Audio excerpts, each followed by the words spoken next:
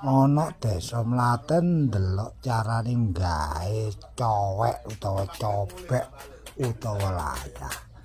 Lah iki masih sing ganteng dhewe iki wis ladah giatno erek kaget awan. Lho dik penek-penek ngono ya. Lho bareng manes Kak. Dilungguhi ngono nek gawe. Nah, wis mari dibuka ya, dicidak terus sing jembret-jembret iku diseseti cek alus bentuke. Lah, dielus-elus kaya pupur mupuri perawan. Mas supine dhewe gak tau di pupuri-mupuri ya. Lah nek wis mari disikir.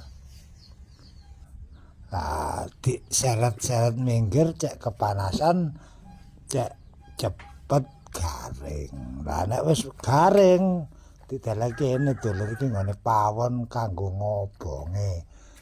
Lah iki ditumpuk ning nggone kene.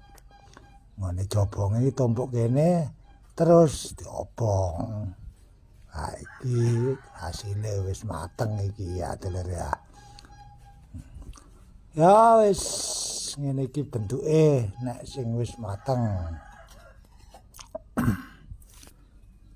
Lanjut, lah nek awakmu kepingin pesen ya iki nang ngene Laila Cobek, nomor HP-ne ya iki ya dulur ya.